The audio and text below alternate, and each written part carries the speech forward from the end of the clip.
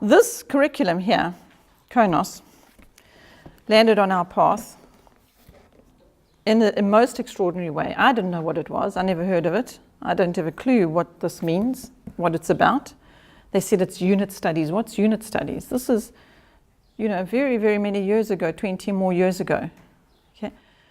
But knowing that what God is saying here, how do I bring this word into everyday living? How do I do that effectively? I've got a Bible study program to help the children understand the word and get a better grasp on it all. But now, how do we practically live the word?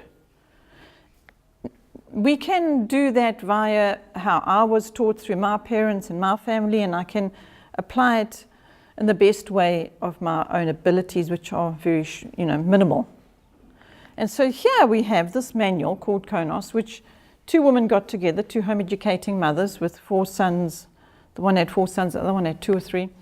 And they put together a curriculum whereby they said, right, God wants us to be patient people. So let's do a unit on patience. How do we be patient? How do we practice and exercise? How do we teach these boys of ours to be patient and have the fruit of patience in their lives?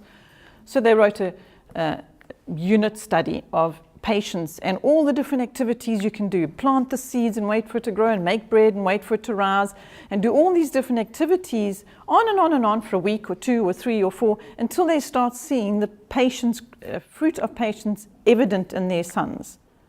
So they wrote that, and then they did the next character trait, obedience, and they look at the fruit of the Spirit and how do we bring the fruit of the Spirit and train that in our children.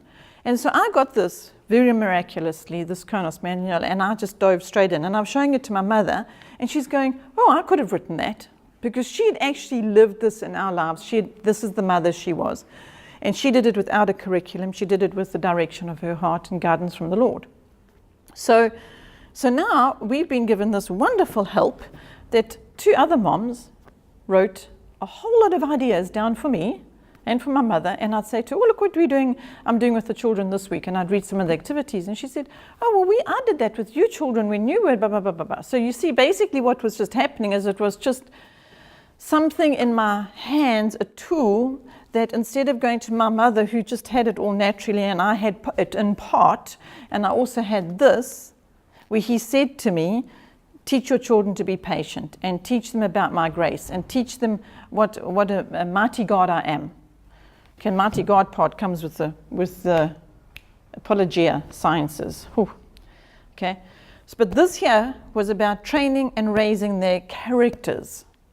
So I don't have a history curriculum and a geography curriculum and all these different subjects that happened at school, your social studies subjects, because they were all here.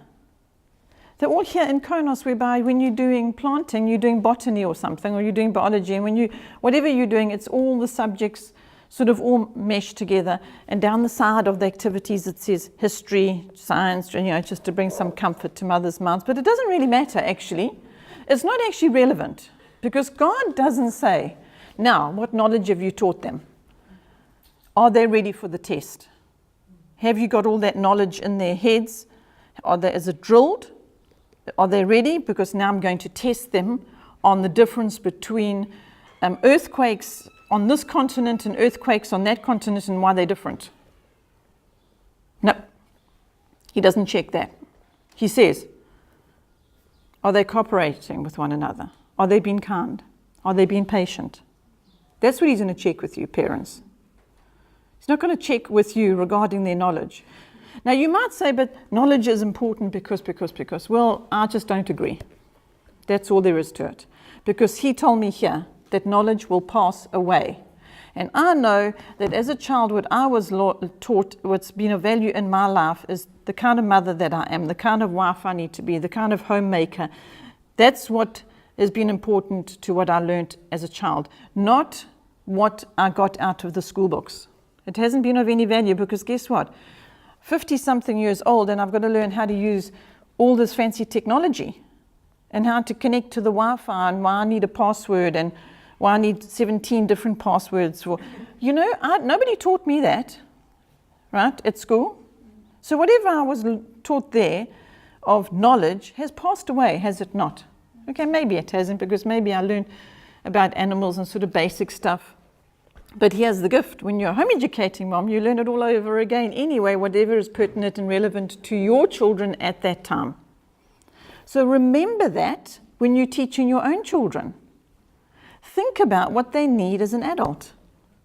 Think about the fact that you're training adults. You're not training little machines or little robots or something to pump out knowledge. It's of no importance to God, that.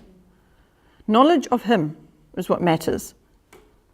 Okay, so this here was our fantastic, not just a manual to help me to practice what's in the Word, but also a byproduct is all the stuff that is, their characters are growing more and more into the image of God, because He said we must be transformed into the image of God, into His image, be transformed.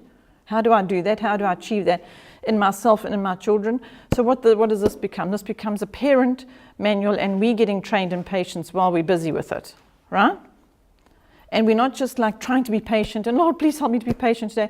We're actually practicing it, because we've got a whole lot of activities we feel, and I don't have to sit there trying to think of all the things to do as far as activities go, because it's all just here for me.